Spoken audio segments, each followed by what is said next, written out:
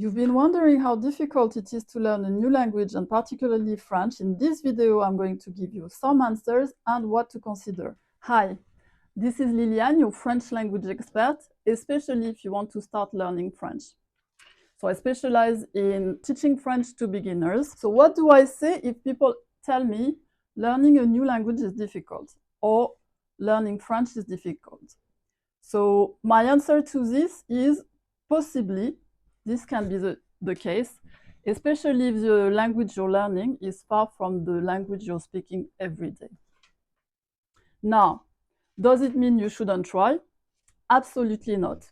We can manage a lot of things by taking things step by step and with practicing patience. So how do I learn French, or how do I learn a language? Well, you can start learning French without necessarily speaking of grammar. Now, you might have heard the word grammar. Maybe when you learned your mother tongue, you had to study grammar. There are some countries where grammar is taught at school, and the curriculum really emphasizes on grammar.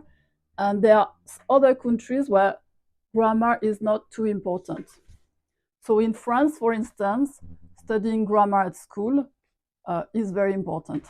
So grammar, if you want to know how to name things, or if you want someone to explain to you exactly how things work, it's going to have a small importance.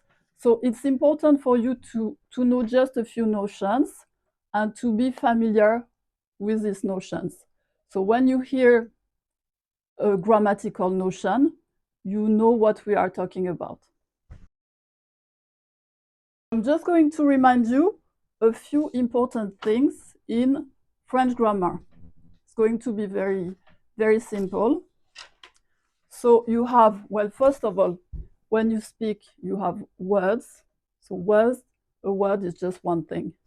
Like if you say sky, if you say small, anything that is just one unit is a word. Everyone knows. Now we have sentences. So sentences is basically when you put words together. So now, in a sentence, or what word can be? If you have a word, you can have a noun. So a noun is generally is either a person.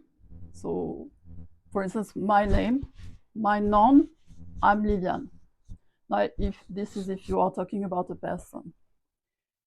Otherwise, if you name a thing, like for instance, if you say table, table is a noun.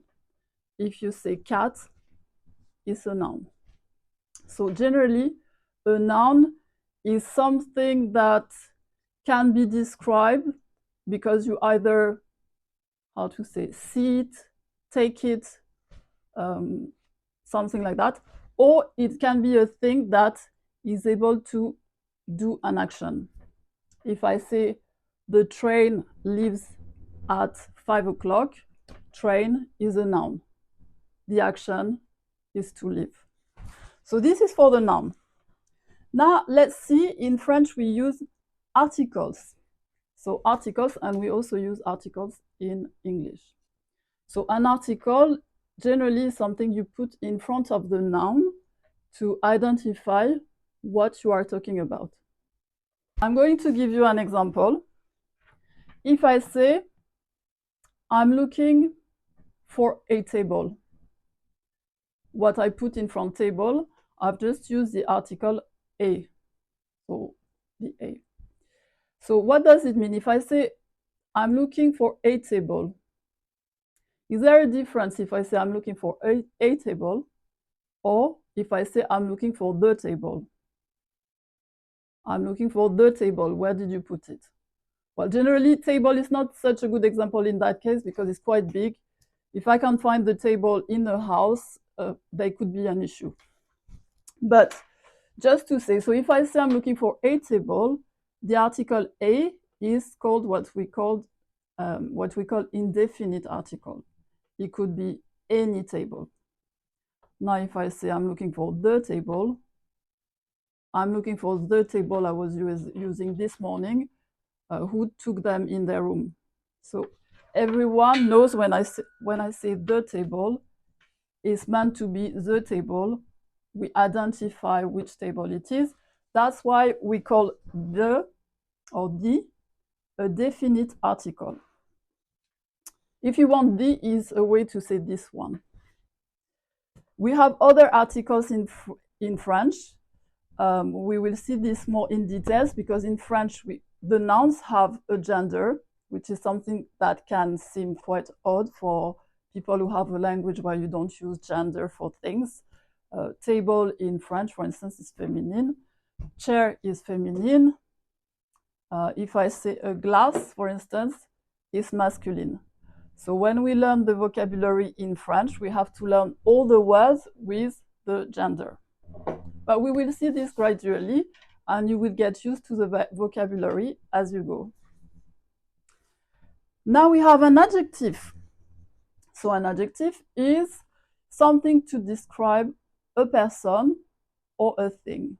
So if I say, look at the blue sky, well, the sky is blue, so this is an adjective of color. If I say I'm looking for a big table, I've described big is the adjective to qualify table. And so on and so forth. The table can be big, it can be small, it can be blue, it can be wooden. So this is an adjective. Now, so you have things. Things or persons can be described or they can do an action. So action generally is described by a verb. So if I say I go to the cinema, go is your verb. So go indicates the action. Now, if I say I am sick, here there is no particular action, but I'm describing a state. So I am is a verb in your sentence. And finally, to make things short, here you have adverbs. So adverbs is the way an action is performed, a way an action is done. So if I say I'm eating slowly, slowly describes the way I'm eating. So that's all for now. I hope you enjoyed this, and I hope this will help you learn French. Now I'm going to give you a few tricks to learn a new language. So I know it can be daunting, so let's start small. The best way to learn a language is not to be self-conscious. So the difference between children learning a new language and adults is that sometimes when you grow up, you start looking at yourself a little bit too much. Now, what you need to remember, most people don't really care about you. Most people care about themselves. So don't be afraid to try. Don't be afraid to make mistakes, because this is a way to learn. As you can see, I speak English. Some people in England, because I live in London, tell me I speak a very good English, but I'm aware I make mistakes. Sometimes I forget S's. But as long as I speak correctly, people understand me properly. I can speak English for work, for instance. It's fine. So yes, so don't be self-conscious. Just try, enjoy, and you will be fine. See you later.